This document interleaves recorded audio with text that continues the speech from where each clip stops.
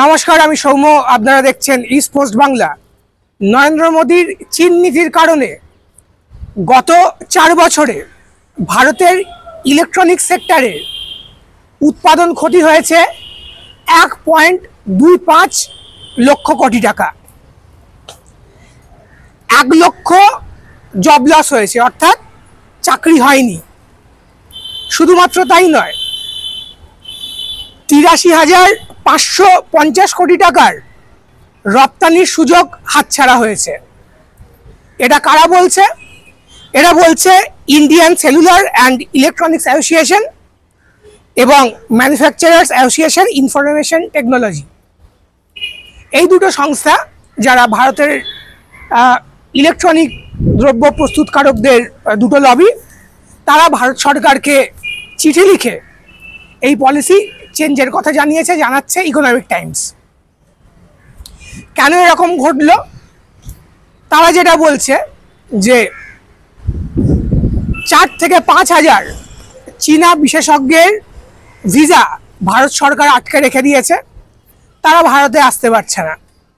শুধুমাত্র তাই নয়, ভারতে এসে হয়রানির ভয়ে প্রচুর চীনা টেকনোক্র্যাট, প্রযুক্তি বিশেষজ্ঞ, তারা ভারতে আসতে পারছে না।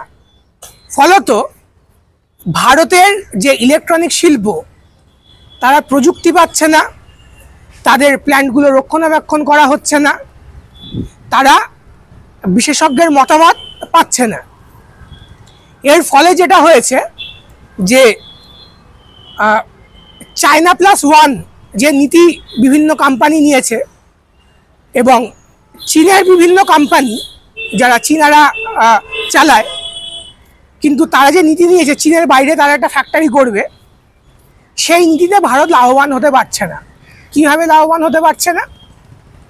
কারণ এই সেটআপগুলো যে ভারতে আসার কথা ছিল যাদের, তারা চলে যাচ্ছে ভিয়েতনাম, মেক্সিকো, মালয়েশিয়া। কেন তারা সেখানে চলে যেতে চাইছে? আর কেনই বা চায়না +1 নীতি নিচ্ছে বিভিন্ন কোম্পানি বা চীনা কোম্পানিরা? কারণ হচ্ছে চীনা রাষ্ট্রপতি শি জিনপিংয়ের নতুন যুগের সমাজতন্ত্রের যে তত্ত্ব, সেই তত্ত্বে চীনে পুঁজিবাদের ওপরে ব্যাপক পরিমাণে নিয়ন্ত্রণ আরোপ শুরু হয়েছে। ফলত চীনে যারা ফ্যাক্টরি করতো, তারা ঠিক করেছে যে চীন ছাড়াও আরেকটি দেশের ওপরে তারা জোর দেবে, যাতে পুরোপুরি চীনের ওপর নির্ভর না করতে হয়। এমনকি শুধু আমেরিকান কোম্পানিরা না, চীনের কোম্পানিগুলোও সেটা করছে। চীন সরকারের উপর সম্পূর্ণ ভরসা রাখতে পারছে না, তাদের পুঁজিবাদ বিরোধী নীতির জন্য তারা অন্যান্য দেশে যেতে চাইছে। কিন্তু এর সুযোগ যেটা ভারতের নেওয়ার কথা ছিল, কারণ ভারতের বিশাল বড় বাজার এবং ভারতের জনসংখ্যা এবং চীনের পাশের দেশ ভারত, এইটা ভারত নিতে পারছে না। কারণ ভিয়েতনাম, মেক্সিকো বা মালয়েশিয়া বা অন্যান্য দেশগুলো চীনের পুঁজি, চীনের বিশেষজ্ঞ এবং চীনের টেকনোলজি তিনটেরই প্রতি অবাধ দরজা খোলা রেখেছে, যেখানে ভারত সরকার এখানে ঢুকতে দিচ্ছে না। অর্থাৎ চীনের মাটি থেকে চীনের সরকারকে এড়াতে কোম্পানিগুলো অন্য দেশে শিফট করছে, কিন্তু সেখানে কিন্তু চীনের টেকনোলজি, চীনের বিশেষজ্ঞর প্রয়োজন হচ্ছে, যেটা প্রয়োজন ভারতেরও। চীন ছাড়া কি ভারতের চলতে পারে না?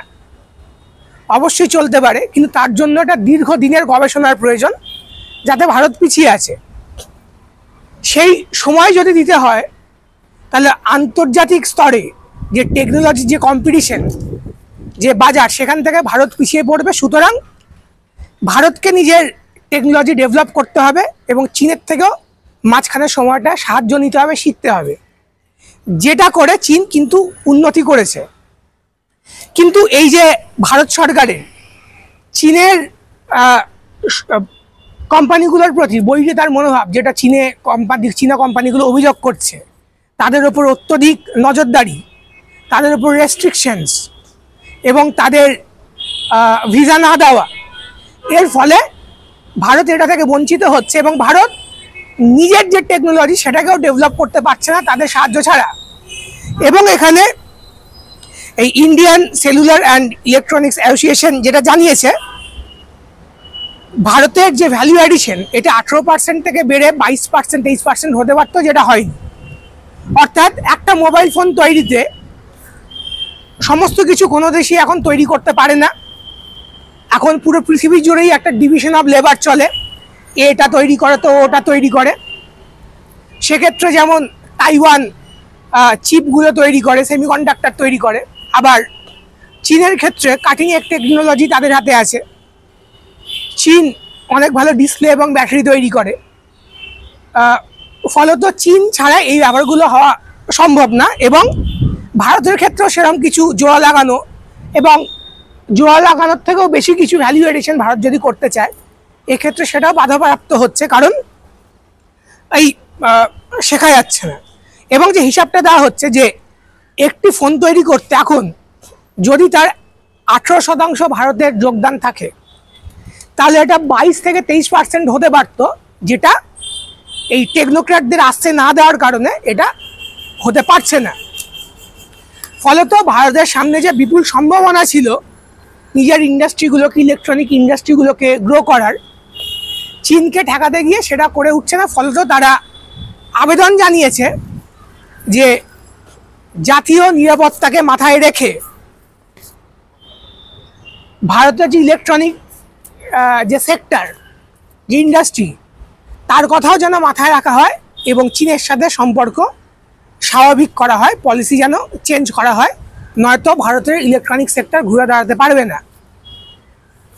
এই নিয়ে আপনার কি মতামত অবশ্যই আমাদেরকে কমেন্ট করে জানাবেন। আমাদের চ্যানেলটিকে সাবস্ক্রাইব করবেন, বেল আইকনে প্রেস করবেন, তাহলে আমাদের আগামী ভিডিও আপনার কাছে পৌঁছাবে। শুভরাত্রি।